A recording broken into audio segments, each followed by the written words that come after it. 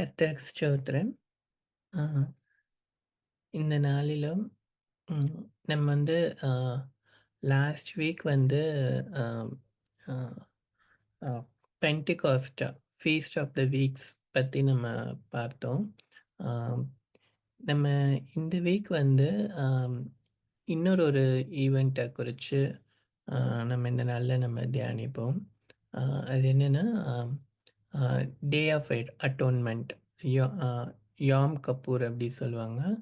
ஆம், காட் கொடுத்த ஃபீஸ்ட்டில் அந்த வருஷத்தில் ஒரு தடவை வந்து ஆம், காட் வந்து இஸ்ரேல் ஜனங்களுக்கு அந்த ஒரு நாளை நியமிச்சு, அதாவது 7வது மாதம் மாதத்தில் 10ஆம் தேதி அந்த மாதிரி அந்த டைமில் வந்து இஸ்ரேல் மக்கள் எல்லாம் ஓ, கூடி அந்த நாள் வந்து அவங்க ரிப்பன் பண்ணி காட் கிட்ட ஃபர்கிவ்னஸ் பெற்றுக்கொள்வதற்காக அந்த நாளை நியமிச்சிருக்கணும்.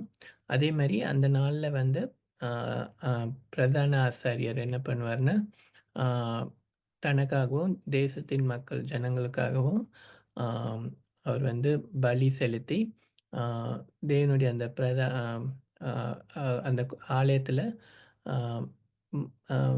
அவுட்டர் யார்டுன்னு இருக்கும், அப்புறம் பரிசுத்த ஸ்தலம் இருக்கும், அப்புறம் மகா பரிசுத்த ஸ்தலம்னு இருக்கும், இன்னர் கோர்ட். ஸோ அந்த மகா பரிசுத்த ஸ்தலத்துக்குள்ள அந்த வருஷத்துல அந்த ஒரு நாள் தான் அவர் வந்து உள்ள போய் தேசத்துக்காகவும் தனக்காகவும் அவர் வந்து பாவ மன்னிப்பு அந்த பலியை அந்த கூடாரத்துக்குள்ள சென்று போய் செலுத்தும்போது காட் வந்து தேசத்தின் பாவங்கள் எல்லாம் அவர் மன்னிப்பார். மன்னிச்சு ஆஹ் ஆஹ் மன்னி மன்னிப்பார். ஸோ அந்த நிகழ்வு தான் வந்து அது வந்து இஸ்ரேல் ஜனங்கள் வந்து ஆலயம் கட்டப்பட்டதுலேருந்து அவங்க வந்து அதை வந்து தேவன் அதுக்கு முன்னாடியிலேருந்தே அவங்க வந்து அதை வந்து ஒவ்வொரு வருஷமும் அதை வந்து என்ன பண்ணிட்டு இருந்தாங்க, செஞ்சுட்டு இருந்தாங்க. இதில் நம்ம ஒரு விஷயம் நம்ம பார்த்தோன்னா, அந்த ஹீப்ருவோட ஆஹ் ஆம், ஆம், ஆஹ், யூதர்கள் வந்து ஒரு ரெக்கார்ட் வச்சுருக்காங்க, தால்மட் அப்படின்னு. அந்த ரெக்கார்டில் வந்து அவங்க வந்து ஒரு சில ஈவெண்ட்ஸை எழுதியிருக்காங்க. ஆம், அது வந்து அவங்களே நோட் பண்ணி வச்சிருக்கிற விஷயங்கள் என்னென்னா, இயேசு கிறிஸ்து சிலுவையில் அறையப்பட்ட வருஷத்துலேருந்து இஸ்ரவேலில் வந்து அந்த ஆலயம் வந்து இடிக்கப்பட்டது வந்து ஏடி 70 வந்து ரோமன்ஸ் போய் எருசலேமை முற்றிலுமாக அழிச்சிடுவாங்க. அந்த ஆலயம் முதற்கொண்டு எல்லாமே அழிச்சிடுவாங்க. ஸோ அந்த 40 வருஷங்களில் கிட்டத்தட்ட அந்த 40 இயர்ஸில் வந்து அவங்க சில ஈவெண்ட்ஸ் நடந்ததை வந்து அவங்க வந்து ரெக்கார்ட் பண்ணியிருக்காங்க அந்த டால்மெட்டில்.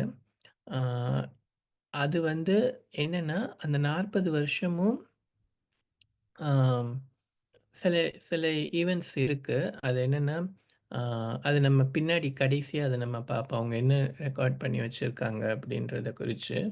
ஆ ஆனா ந அ ஆனா நமக்கு என்ன மாரி ஈவெண்ட்ஸ்னா, ஆம் அந்த 40 இயர்ஸும் காட் வந்து அந்த பிரதான ஆசாரியர் வந்து அந்த யாம் கப்பூர் அந்த டே ஆஃப் அட்டான்மெண்ட்ல போய் அவர் செலுத்துகிற அந்த ஆ, அவங்க அந்த ப்ராக்டிஸை கண்டினியூஸாக பண்ணிட்டு தான் இருந்திருக்காங்க. ஆனால் அவங்க அந்த இது பண்ணும்போது காட் வந்து அவங்களோட பலியை வந்து அக்செப்ட் பண்ணலை அப்படின்றதுக்கான சில சைன்ஸ் வந்து அவங்க வந்து நோட் பண்ணி வச்சுருக்காங்க. அது நம்ம பின்னாடி பார்க்கலாம். ஒவ்வொரு வருஷமும் அவங்க அந்த பலி செலுத்தி அதை கடவுள்கிட்ட கொடுக்கும்போது காட் அதை அக்செப்ட் பண்ணலாம், இல்லை சம்டைம்ஸ் அக்செப்ட் பண்ணாமலும் இருக்கலாம். ஸோ அப்படி அக்செப்ட் பண்ணலைன்னா அதுக்கு அவங்களுக்கு சில சைன்ஸ் இருக்குது. அந்த சயின்ஸ் வந்து அந்த 40 வருஷமும் அவங்களுக்கு நடக்காம இருந்திருக்கு. அத அவங்க நோட் பண்ணி வச்சிருக்கிறாங்க. ஆ அது அவங்களோட டால்மடுங்கிற அந்த ஆ அவங்களோட அது எப்படின்னா, ஒரு ரெஃபரன்ஸ் பைபிள் மாரி. நமக்கு ஒரு ரெஃபரன்ஸ் பைபிள் மாரி. அவங்க அந்த அவங்களோட அந்த ரெக்கார்ட்ஸ்ல அவங்க அத மென்ஷன் பண்ணி வச்சிருக்காங்க. அத அத பத்தி நம்ம பின்னாடி பார்க்கலாம். சரி. இந்த அ அதுக்கு முன்னாடி நம்ம வந்து ஆம்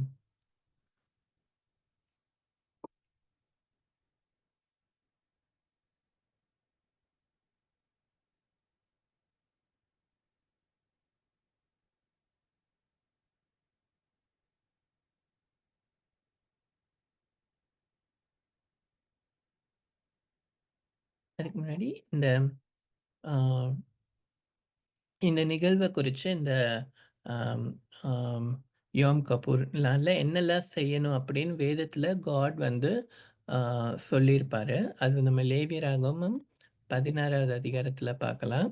ஆ, அவங்க அந்த ஆ, அந்த என்னென்னலாம் விஷயங்கள் அவங்க செய்யணுன்றத குறிச்சு சொல்லியிருப்பாங்க.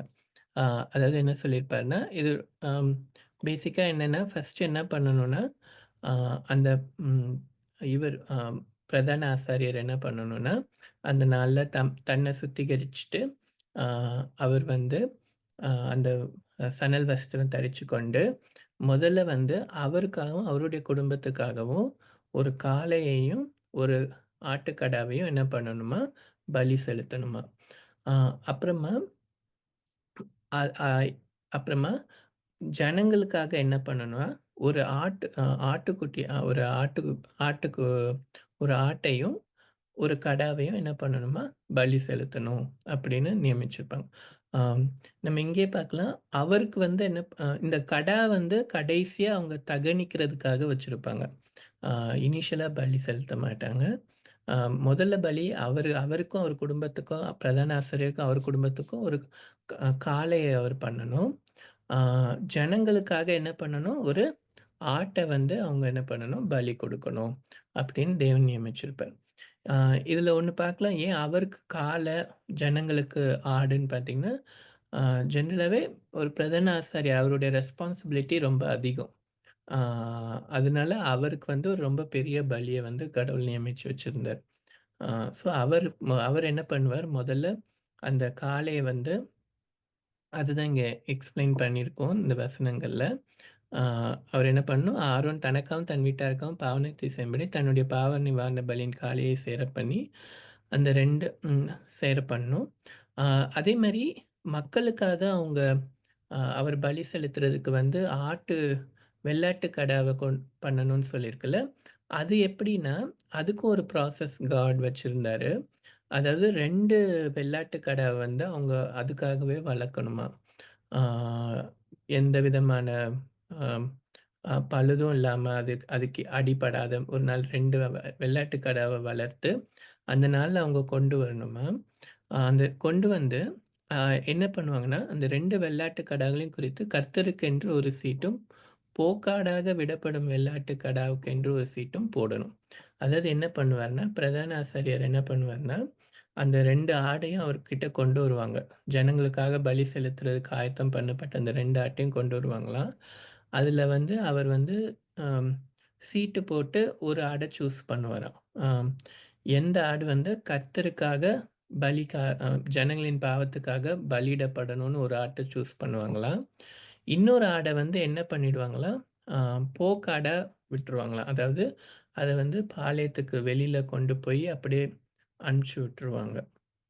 ஸோ, அதுக்கு அந்த ஆட சூஸ் பண்ணிப்பாங்க. ஒரு ஆட தான் ஆ பலியிடுவதற்காக என்ன பண்ணுவாங்க, சூஸ் பண்ணுவாங்க. அத வந்து பிரதான ஆசாரியர் தான் சீட்டுன்னா, அது இவங்க எப்படி பண்ணுவாங்கன்னா, ஒரு 2 கல்லு வச்சிருப்பாங்க போல. ஒரு கல்லுல வந்து ஃபார் யாவே, ஃபார் காட்ன்னு இருக்குமா. இன்னொன்னுல வந்து அ அது ஃபார் அ அதுக்கு ஒரு பேர் சொல்றாங்க. அம் அதாவது அ அசீசேல் அப்படின்னு இருக்குமா.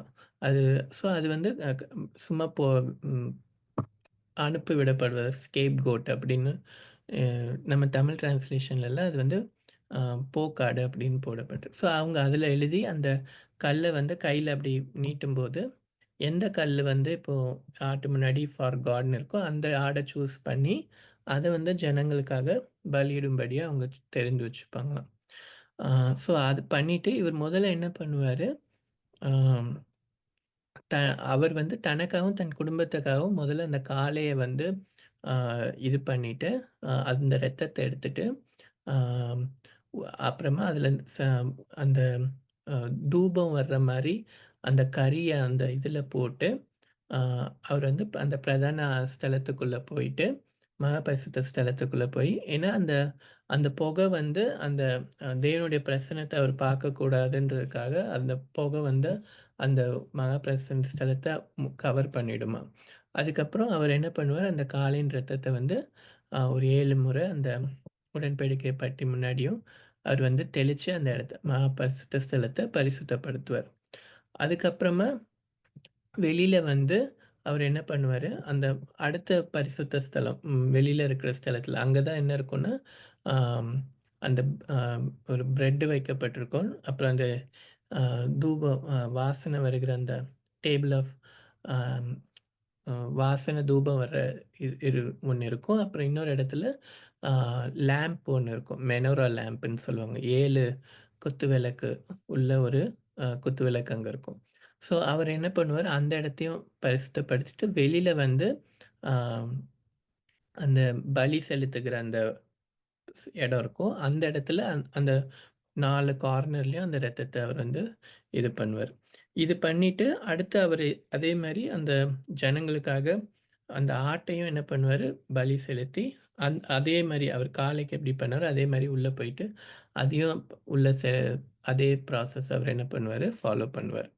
பண்ணிட்டு அவர் வெளியில வந்து என்ன பண்ணுவாராம், ஆ அந்த போக்காடா அனுப்பப்படணும்னு ஒரு ஆட வச்சிருப்பாங்கல்ல.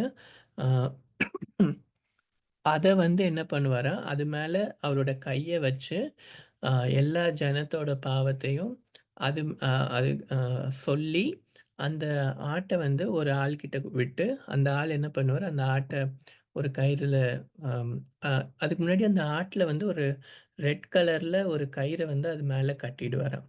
கட்டிட்டு, அந்த ஆட்ட என்ன பண்ணிடுவாங்களாம், கூட்டிட்டு அவங்க பாளையத்துக்கு வெளியில கொண்டு போய் விட்டுருவாங்களாம். ஸோ இது என்ன மாரின்னா, ஆம் அந்த பிரதான ஆசாரியர் முதல்ல வந்து அந்த மகா பரிசுத்த ஸ்தலத்த பரிசுத்தப்படுத்துறாரு. அப்புறம் பரிசுத்த ஸ்தலத்த பரிசுத்தப்படுத்துறாரு. அப்புறம் அந்த வெளிப்புறத்த பரிசுத்தப்படுத்துறாரு. கடைசியா அதாவது உள்ள இருந்து அவரு அந்த ஸ்தலத்த பரிசுத்தப்படுத்திட்டே வந்து, கடைசில அந்த பாவத்தெல்லாம் அந்த ஆட்டு மேல செலுத்தி அத அந்த புறம்பா தள்ளி விடுற மாரி, பாளையத்துக்கு வெளியில தள்ளி விடுற மாரி ஒரு ஆ அதாவது ஒரு ஸ்வீப் பண்ற மாரி. இந்த சென்டர்லேருந்து பாவத்த அப்படியே வெளியில வெளியில தள்ளி வெளியில அனுப்பி விடுற மாரியான ஒரு பிக்சர் தான் ஆ நம்ம அங்க பார்க்குறோம். ஆ சரி. இதுதான் வந்து அப்புறம் அவரு இதெல்லாம் முடிச்சதுக்கு அப்புறமா, ஆம் அந்த நெருப்புல வந்து 2 ஆ கடா இருக்கும்ல, அத வந்து அ பர்ன்ட் ஆஃபரிங்கா செலுத்திட்டு, அதுக்கப்புறமா அவரும் கிளீன் பண்ணிக்கணும். அவரே கிளீன் பண்ணிக்கணும். அப்புறம் அந்த வெளியில ஆட்ட கொண்டு போய் விட்டாங்கல்ல, அவரும் வந்து வெளியில தன்னை சுத்திகரிச்சுட்டு வந்து, மத்த எல்லாத்தையும் வெளியில கொண்டு போய் தகனிச்சுட்டு, எல்லாத்தையும் கிளீன் பண்ணணும். ஸோ இதுதான் அந்த நாள்ல வந்து அந்த அ யாம் கப்பூர் டேல காட் அவங்க செய்யணும்னு அ நியமிச்சு வச்சிருக்கிற ஒரு நியமம். அ நம்ம இயேசு கிறிஸ்து வந்து ஆ அவர் அவர் வந்து அந்த அவர் நமக்காக நம்முடைய பாவத்துக்காக மரிச்சப்போ, நமக்கு தெரியும் அவர் வந்து த டே ஆஃப் பாஸோவர் பாஸோவர் அந்த பஸ்கா பண்டிகையையும் அவர் நிறைவேற்றினாரு. இந்த யாம் கப்பூர் சொல்லப்படுகிற இந்த அந்த டே ஆஃப் அட்டோன்மென்ட் அந்த நாள்ல நடக்கிற நிகழ்வையும் யார் நமக்காக நிறைவேற்றினார்ன்னா, இயேசு கிறிஸ்து வந்து நிறைவேற்றினார். ஆ இதுல சில விஷயங்கள் நம்ம பார்க்கலாம். எப்படி இயேசு கிறிஸ்து அத நிறைவேற்றினார்ன்றத குறிச்சு. ஆ முதல்ல வந்து ஆ அந்த 2 ஆட்ட வந்து சூஸ் பண்ணி வச்சுட்டு, பிரதான ஆசாரியர் வந்து எந்த ஆட ஜனங்களுக்காக பலியிடணும், எந்த ஆட வந்து வெளியில போக்காடா விடணும்னு சூஸ் பண்றது வந்து பிரதான ஆசாரியர். ஆ அதே மாரி தான் என்ன ஆகும்னா, ஆ ஆ பைலட் என்ன பண்ணுவாரு, அ ம் இயேசு கிறிஸ்துவையும் சரி, பக்கத்துல வந்து பரபாஸ்ன்னு ஒருத்தரையும் வச்சுட்டு, இவங்க 2 பேர்ல யார வந்து நான் விடுதலை பண்ணணும். யார வந்து நான் பலியிட கொடுக்கணும்னு பிரதான ஆசாரியர்கிட்ட தான் கேட்பாங்க. அந்த ஜனங்கள்கிட்ட தான் கேட்பேன். அப்ப பிரதான ஆசாரியர் என்ன சொல்லுவாருன்னா, "ஆ பரபாஸ விடுவீங்க. ஏசப்பாவ வந்து பலி கொடுங்க" அப்படின்னு சொல்லுவாரு. அது எதுக்கு ஒப்புள்ளதுன்னா, ஆ எப்படி அவர் வந்து அந்த 2 ஆட்ல 1 ஆட்ட வந்து பலியாட அவர் சூஸ் பண்றாரு. இன்னொரு ஆட வந்து போக்காடா சூஸ் பண்றாரோ, அதோட ஒரு நிறைவேறுதல் மாரி தான் ஆ இயேசு கிறிஸ்துவ வந்து ஆ அவர் பலி கொடுக்கணும் அப்படின்னு பிரதான ஆசிரியர் சொல்லுவாங்க. அவர கொல்லணும்னு சொல்லுவாரு. இன்னொருத்தர் அந்த பரபாச என்ன பண்ணுவாரு, ஆ விடுவிக்கணும் அப்படின்ற மாரி பிரதான ஆசிரியர் சொல்லுவாரு. ஆ அதே மாரி பார்த்தீங்கன்னா ம். சரி. இன்னொன்னு வந்து, இப்போ அந்த ஆட்ட குறிச்சு அம் நம்ம அந்த ஆட்ட குறிச்சு நம்ம பார்க்கும்போது, ஜென்ரலா வந்து என்னன்னா, அம் அம் அ ஒ அந்த அந்த போக்காடு மேல அ பாவத்த செலுத்தி அத வந்து என்ன பண்ணுவாங்க, அந்த புறம்பா அனுப்பி விடுறாங்கல்ல. இது எத குறிச்சதுன்னா, இப்ப நமக்கு ஒரு வசனம் அவங்க வேதத்துல நமக்கு வசனம் தெரியும். மேற்குக்கும் கிழக்குக்கும் எவ்வளவு தூரமோ, அவ்வளவு தூரம் அவர் நம்முடைய பாவங்களை நம்மை விட்டு அகற்றினார் அப்படின்னு இருக்கும். அ அந்த மாதிரியான ஒரு காரியம் தான். அ அவங்களுக்கு அத அவங்க வருஷம் வருஷம் பண்ணும்போது, அவங்களுக்கு அப்படிப்பட்ட ஒரு ஆ அ இதுதான் வரும். அந்த எப்படி அந்த ஆட்டின் கிட்ட பாவத்த அனுப்பிச்சு அத அவங்கள விட்டு வெளியில அனுப்புற மாரி, தேவன் என்ன பண்ணுவாரு, நம்மளுடைய பாவங்களையும் நம்மை விட்டு என்ன பண்றாரு, அகற்றி விடுறாரு. அ அப்புறம் இன்னொரு ஒரு விஷயம் இருக்கு. அந்த ஆட்ட அவங்க அனுப்பும்போது என்ன பண்ணுவாங்க, ஒரு ரெட் கலர்ல ஒரு கயிறு ஒரு அதில கட்டிவிட்டு அந்த அத அனுப்பிச்சுடுவாங்களாம். அதே மாரி அதில உள்ள மிச்ச பாதி கயிறு வந்து அ மகா பரிசுத்த ஸ்தலத்தில இருக்குமாம். ஆ இ இந்த நிகழ்வு நடந்ததுக்கு அப்புறம் என்ன ஆகுமா, அந்த ஆலயத்தில வைக்கப்பட்ட அந்த ரெட் கலர் கயிறு என்னவா மாறிடுமா, ஒயிட் கலர் கயிறா மாறிடுமா. தேவன் அவங்களுடைய பலிய அக்செப்ட் பண்ணதுக்கு அடையாளமா என்ன என்ன ஆகுமா, அந்த கயிறு வந்து ரெட் கலர் த்ரெட் வந்து ஒயிட்டா மாறுமா. ஆ அது அது வந்து அவங்களுக்கு தெரியுமா, தேவன் நம்மளுடைய பலிய அங்கீகரிச்சுட்டார் அப்படின்றதுக்கு. இது இதுதான் நம்ம அம் ஏசாயால கூட சொல்லப்பட்டிருக்கும். "உன் பாவங்கள் செக்கச்செவேரென்று இருந்தாலும், அது உறைந்த பனியைப் போல நான் மாத்துவேன்" அப்படின்னு சொல்றாரு. அ அவங்களுக்கு இத வந்து எதோட அவங்க ரிலேட் பண்ணி பார்ப்பாங்கன்னா, இந்த கயிறு எப்படி அந்த ரெட் கலர் கயிறு வந்து அவங்க அந்த போக்காட ஆட்ல கட்டப்பட்ட அந்த கயிறோட மிச்ச பாதிய அவங்க ஆலயத்துல வச்சிருப்பாங்கல்ல, அந்த கயிறு வந்து ஒயிட்டா மாறுச்சுன்னா, தேவன் வந்து நம்ம பாவங்கள்லாம் அந்த பலிய அங்கீகரிச்சுட்டாரு அப்படின்றத அவங்க தெரிஞ்சுப்பாங்களாம். ஸோ அதுதான் வந்து அந்த வசனத்தின் மூலமா நம்மளால அ அவங்க கோரிலேட் பண்ணிப்பாங்க. அ பாவங்கள் செக்கச்செவேல் இருந்தாலும் அதை வெண் அ வெண்மையா மாற்றிடுவேன் அப்படின்னு.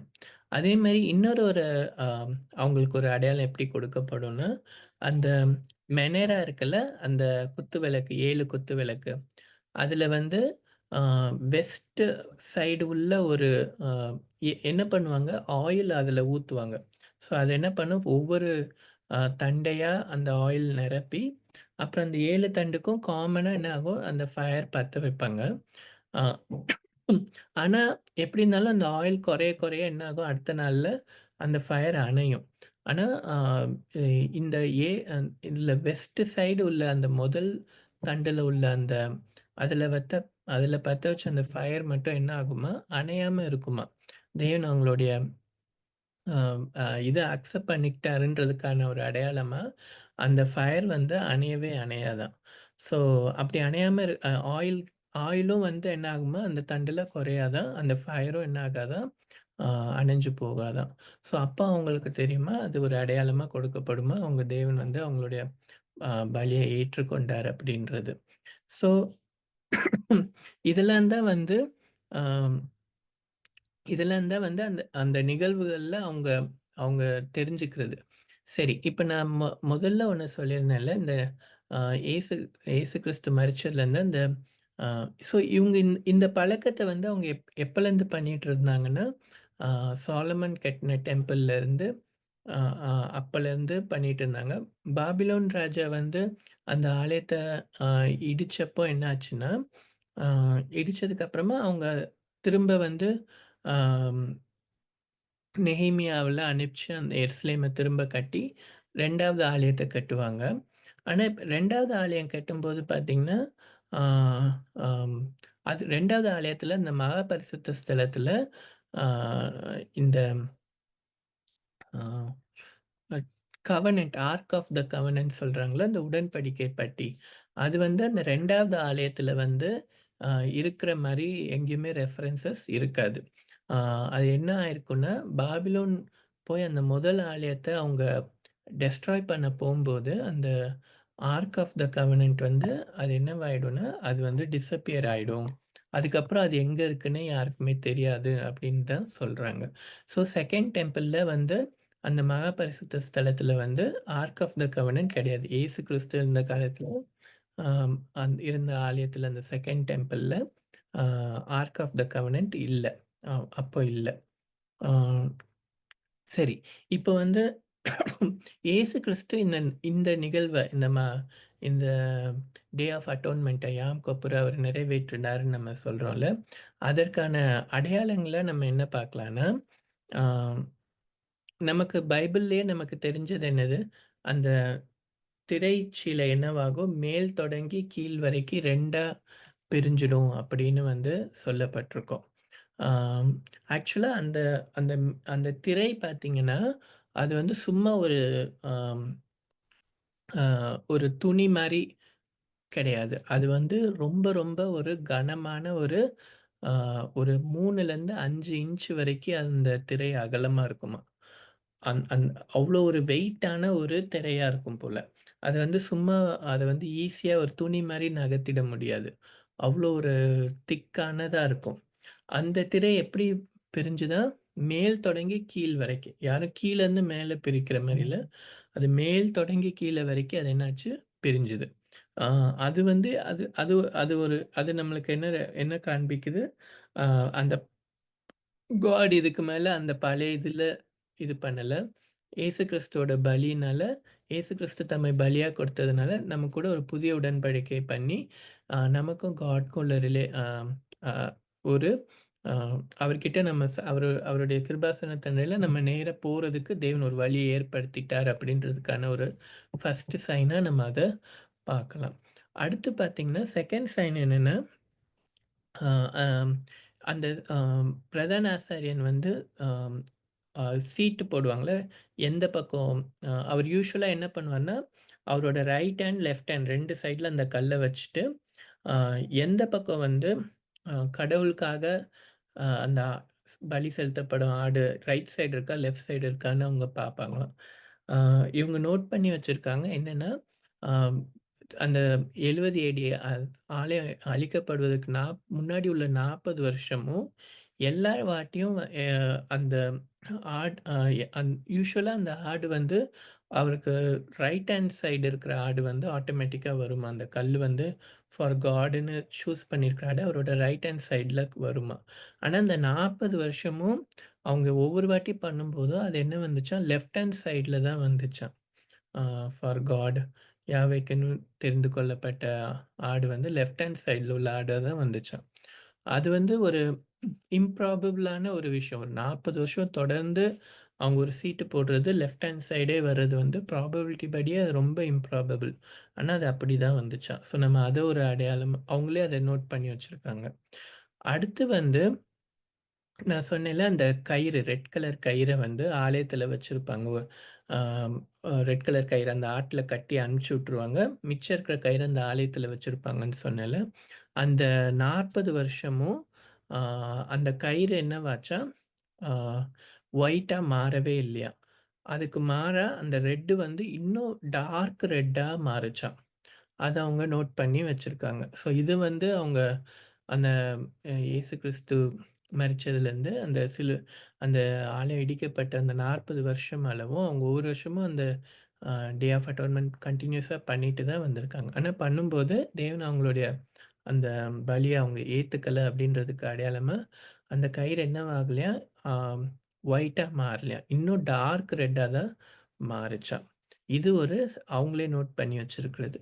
3வது விஷயம் என்னன்னா, நம்ம இந்த மெனோரா பார்த்தோம்ல, அந்த ஆ அந்த 7 குத்து விளக்கு. ஆ அதுல உள்ள அந்த வெஸ்ட் சைடு உள்ள அந்த தண்டுல உள்ள அந்த ஆ நெருப்பு வந்து என்ன ஆயிடுச்சாம், அணைஞ்சிருச்சாம்.